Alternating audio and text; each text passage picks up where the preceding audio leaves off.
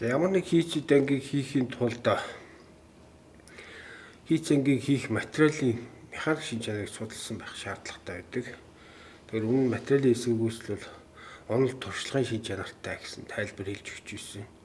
Тэгэхээр туршлага хийж туршлагаар материалын механик шинж чанарыг тодорхойлох шаардлага зайлшгүй байдаг юм аа гэж. За байгаль дээр байгаа бүх материалыг бол ерөнхийд нь хоёр хэсэгт хуваажуулах юм. Налархаа материал, ботромтгай материал гэж ангилж болно.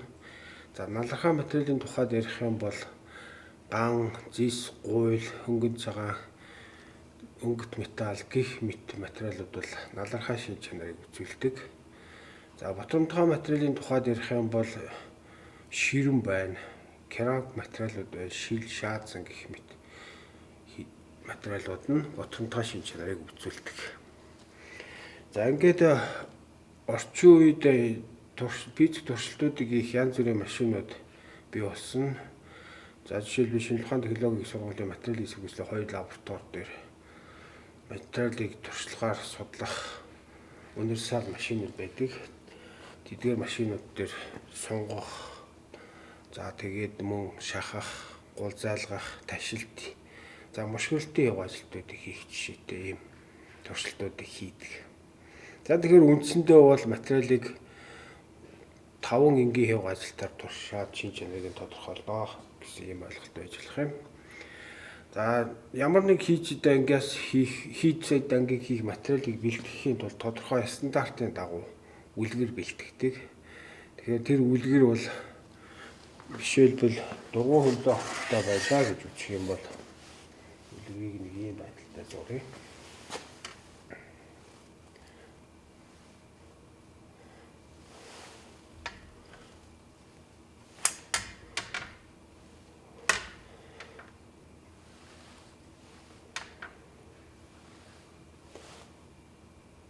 За цилиндр хэлбэртэй бит байлаа гэж үзье. Тэгэхээр ийм стандартын үлгэр бэлтгэдэг.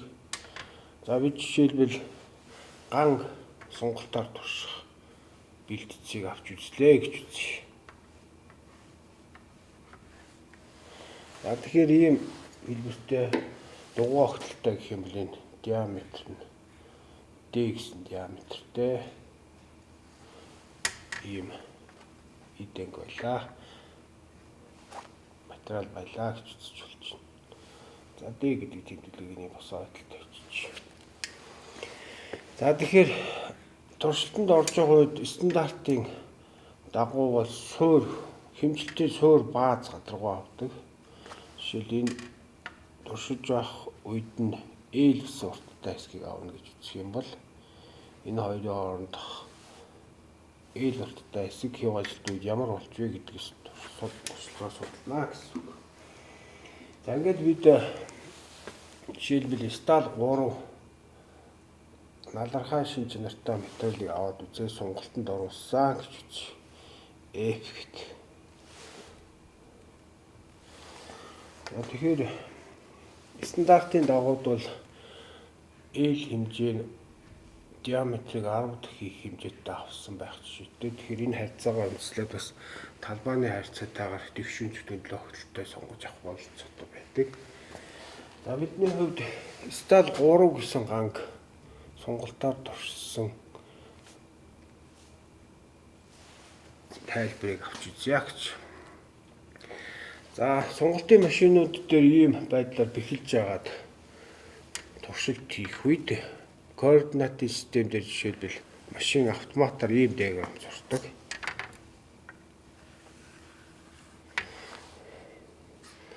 За эвдээ дэнгэлгийн дагуу авслууд яв ажилтыг босоо дэнгэлгийн дагуу хүчний хамаарлаас хамааруулад ийм диаграм авч үзэж болох юм.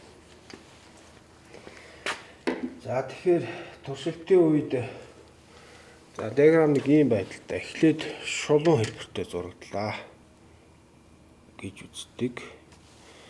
Ингээд шулуун хэлбэртэй зурагдаж явж байгаад за нэг тодорхой газараас эхлээд баг зэрэг мөрийгаад түүний дараа хүчний утга ихсээр яваад ийм диаграм зурагддаг. Ийм диаграм зурагддаг. За энэ диаграм дээр хэд хэдэн онцлог тэмдэглэж авъя. Авдаг. За эхлээд А гэж үзье. А. За дараа нь Б. Энд C. D. E. К гэд. За диаграмын ОА хэсэгт хүчний утга тогтмол өөрөөр хэлбэл хүч хяв ажилт нь шууд хамааралтайгаар ийм байдалтай хүчний диаграм шулуун зурагддаг. За энэ А зэгт харгалзах хүчийг F пропорционалын хүч гэж хэлдэг. За О-гоос А хэсэгт өөрөөр хэлбэл гүкийн хууль биелж идэг хүчтэй хэв ажилтайгаа шууд хамааралтай байна гэсэн хууль биелж идэг. За дараагийн тохиолдолд энд B зэгийг онцолж үздэг. За B зэгт харгалзах хүчийг харимхаа хүч гэдэг FE гэж тэмдэглэж байна. За B зэгээс цааш энэ туршилтанд орж байгаа үлгэрт үлдэгдэл хэв ажилт үүсдэг. Тэгэхээр энэ хүчнээс О-гоос Б хэсэгт бол харимхаа хэв ажилт явагдана. Хүчний үйлчлэл явж байгаад салгачих юм бол за хүчний утга дараа нь CD хэсэгт бараг тогтмол шахуу байхад энд хэв ажилт аяндаа явагдаж идэг. Тэгэхээр энэ үед харгалзах хүчийг F урсалтын хүч гэж хэлдэг. FY гэж тэмдэглэж байна. За тэгэхээр энд хүчний утга тогтмол байхад хэв ажилт аяндаа явагдахын үзэгдлийг урсалт гэдэг. За энэ үед энэ ган үлгэрийн гадаргуу дээгүүр одоо ган үлгэрээ ингээд зурлаа гэж бодох юм бол урсалт явагдаж явах үед ган үлгэрийн гадаргуу дээгүүр ойролцоогоор тэнхэгтээ 45 градусын налуун шугамуд үүссэн байдаг. За хэвээ бүр микроскопоор тодруулаад харах юм бол нэг ийм хэлбэртэй тасжилт үүсээд, гулгалт үүсээд эвдрэл явагдчихдаг. За энэ 45 градусын налуу огт бол. За тэгэхээр бид өмнө тайлбар хэлжсэн 45 градусын налуу огтод тангенциал хүчил хамгийн их утга авдаг. Энэ үед бие биендээ гулсалт буюу шилжилт үүсээд эвдрэл болж байна гэж. За энэ үед тайлбар хэлсэн байдаг. Оросын эрдэмтэн, Немцийн эрдэмтэн, Оросын болохоор Чернов, за Немцийн эрдэмтэн Людерс гэдэг хоёр хүн энэ онолын тухай тайлбар хэлсэн байдаг. За ингээд урсалтаас цаашаа хүчний утга нэмэгдсээр аваад хамгийн их утгандаа хүрдэг. Хамгийн их утгандаа хүрсэн энэ хэмжээг FU гэж тэмдэглэж. За энэ хүчийг бид нэр Батүхийн хүч гэж нэрлэдэг. Батүхийн хүч. За ингээд Батүхийн хүч үйлчилж явах үед энэ үлгэрийг аваад үзэх юм бол ган үлгэрээ аваад үзэх юм бол за яг энэ хүчний үйлчлэл дээр хүчний үйлчлэлээс эхлээд ган үлгэр аль нэг газараа нарийсч эхэлдэг. Тэр хөндлөө огтлын талбай буурна гэсэн үг. Ингээд нарийссан байдаг. За практикт нэрлэхдээ энийг хүзүү гэж нэрлэдэг. Ган үлгэрт хүзүү үүслээ гэж хэлдэг. Тэгэхээр мэдээж хүчний үйлчлэлээр ийм байдалтай болж байгаа. Хүзүү үүслээ.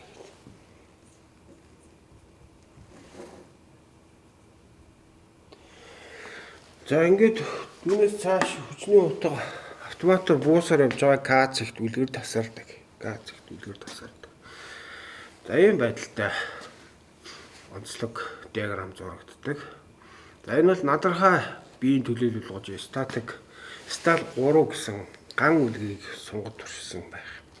За энэ үлгэрийг энэ диаграмыг хүчтэл хэв ажилтын диаграм болгож зурж болдог. Тэгэхээр хүчтэл хэв ажилтын диаграм болгоод ийм байдалтай дахиад зурчих. За энд бол харьцангуй хэв ажилт байна. Эпсилон энд хүчтэл тоолд ихийг О гэж тэмдэглэв. За тэгэхээр биднийхээр бол эхлээд гүкийн хууль биелж байгаа. За үүний дараа Батүхийн хязгаараас цаашаа урсгалт үүсээд ийм байдалтай диаграммыг дахиад зурлаа. За диаграмм дээр онцлог цэгүүдэд тэмдэглээ.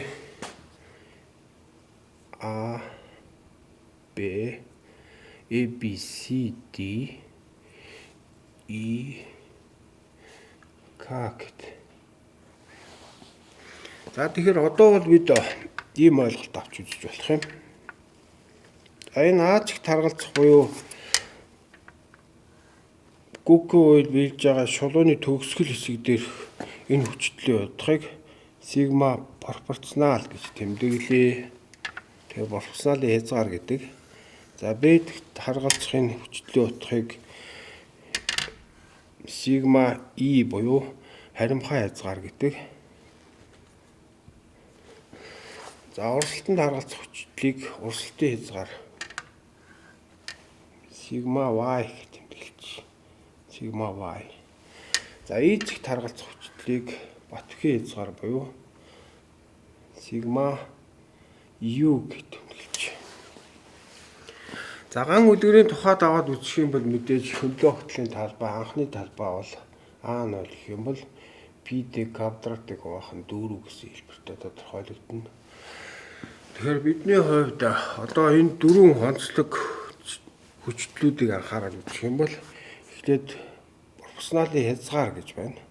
Пропорционалын хүчний хэмжээг үлгэрийн анхны хөндлөө хөтлийн талбайд харьцуулсан харьцааг пропорционалын хязгаар гэнэ. За дараа нь бид нэр харимхай хязгаар байна. Харимхай хүчний утгыг E-г хөндлөө хөтлийн талбай А0-д харьцуулна. За үүний дараа урсгалтын хязгаар байна. Fy хэмжээг A0 хэмжээд харьцуулна.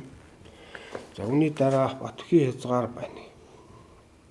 Fu хэмжээг Батөхийн хязгаар таргалзах хүчний хэмжээг үлгэрийн анхны хөндлөө хөтлийн талбайд хуваана гэж. За практикт бол эдгээрийг материалын механик шин чанар гэдэг. Тэгэхээр пропорционалын хязгаар, харимхай хязгаар, урсгалтын хязгаар, Батөхийн хязгаар гэсэн ойлголт байна. Батөхийн хязгаар. За налархай материалын хувьд энэ урсгалтын хязгаараас аюултай хүчтэй гэж үздэг ийм ойлголт байх юмаа гэж. За бид хүч хэв ажилтны диаграмм дээр нэг M зэг авъя. M зэг авъя. M гэсэн зэг. За энэ үед хүч үйлчилж явах үед ачаад нэг салгая. Тэгэхээр хүчний утга шууд буудаггүй. Диаграмм анх ирсэн замаараа буцдаггүй ийм байдлаар диаграмм зурагддаг. Ингээд. За тэгэхээр энийг O1 гэж тэмдэглэчихье л да. O1 гэвэл ийм байдалтай байдаг. За ингээд O1-ээс өөрөөр хэлбэл хэв ажилтанд орсныханд дараа пропорционалын хязгаар, урсгалтын хязгаараас хэтэрснийхин дараа хүчний утгыг ихсэх юм бол хүчний утга өгөхөд O1 MEK гэсэн замаар диаграмм зурагддаг. Тэгэхээр энийг бид нэр хэв ажилтанд орсон үлгэрийн диаграммаа гэж үзэж болох юм. Тэгэхээр өөрөөр хэлбэл нэгэнд урсгалтаас л хэтэрчих юм бол диаграмм дээр ийм байдалтай зурагдана гэж хэвдэл үүссэн байдаг юм аа гэж. Тэгэхээр энд урсгалт ажиглахгүй болдог юм. За практикт бол ийм байна. Бид яг туршилт хийж явах үе жишээ нь O2 гэсэн зэг энд тэмдэглэе. Машин дээр тэмдэглэх юм бол O2 хэв ажилтны машин диаграмм дээр тэмдэглэсэн утгыг бид нар бүтэн хэв ажилт гэдэг. Бүтэн хэв ажилт гэдэг. За дараа нь энд нэг O3 зэг авчи. Тэгвэл O2, O3 зэг бол эднийхээр харимхай хэв ажилт болдог. Машин дээр байсан уртын хэмжээс машинаас салгасны дараа тодорхой хэмжээгээр буюу тасаасны дараа нийлүүлээд үзэхээр энэ үед нийлүүлээд үзэхээр тодорхой хэмжээгээр бутсан байдаг. Энийг харимхай хязгаар гэнэ. За зураг тэмдэглэснээр O3-ыг үлдэгдэл хэв ажилт гэж нэрлэдэг. Үлдэгдэл хэв ажилтаа гэж. За бидний хүчтэй харьцангуй хэв ажилтны диаграммыг бас шууд хөндлөө хөтлийн талбай бууралтыг тооцоогүйгээр зурсан учраас энийг нөхцөл диаграмм гэдэг. За хөндлөө хөтлийн талбай бууралтыг тооцох юм бол диаграмм нэг иймэрхүү хэлбэртэй зурагддаг. За энэ диаграмм бол онлын хувьд тайлбар тооцоо хийхэд ашиглагддаг. Бид бол практик шууд ийм байдалтайгаар энэ дөрвөн утгыг анхаарч үзээд тооцоо гэдэг юм аа гэж. За бид бутрамтгай материалын төлөөлөл болгож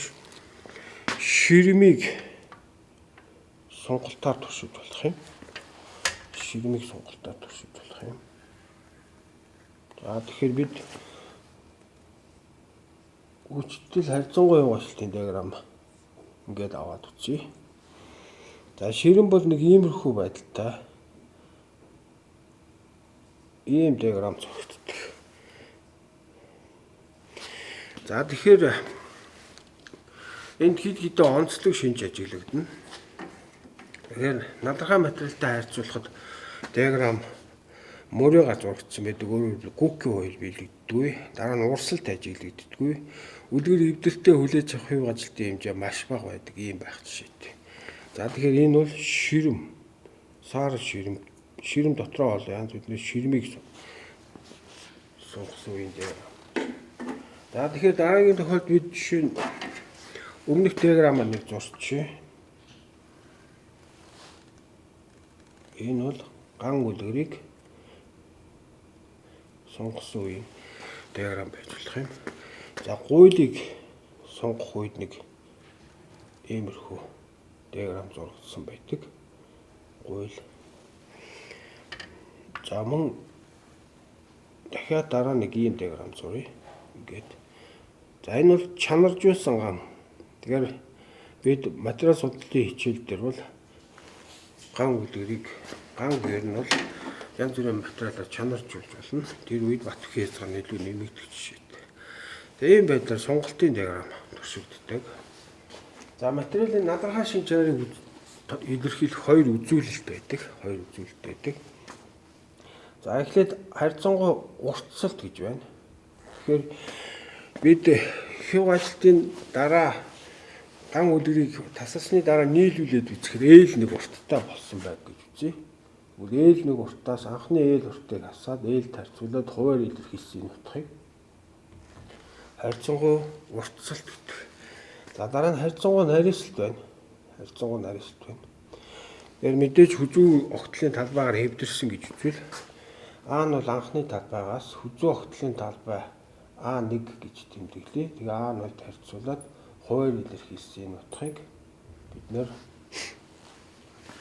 материалын надрахай шинж чанарыг үзүүлэх үзүүлэлттэй гэж хэлдэг.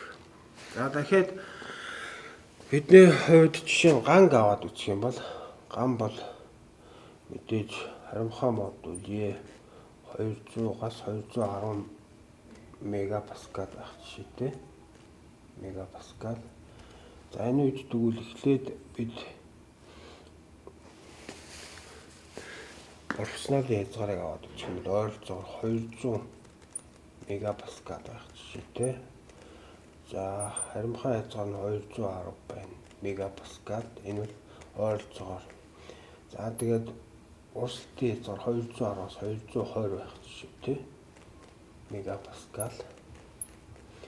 За мөн Батбахийн хязгаар гэх юм бол 340-с 420 байх жишээтэй юм байдаг. Туршилтаар гэсэн. За тэгэхээр харьцангуй нарийсалт бол харьцангуй уртсалт 21% байна.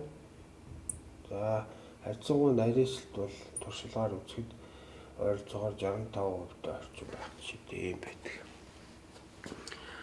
За материалыг сонголтоор туршихад ийм онцлог шинжүүд ажиглагдана. За мөн материалыг шахалтаар туршиж болох юм. Шахалтаар турших үед налархай материалын хувьд гүкийн хууль биелж идэг. За тэгээ мөн урсалт ажиглагдж идэг. За мөн үлгэр хүлээж авах, эвдэртлээ хүлээж авахын ажилтны хэмжээ их байх жишээтэй байдаг. За ширэмний тухайд бол шахалтаар аваад үзэх юм бол шахалтын үед ширэм бол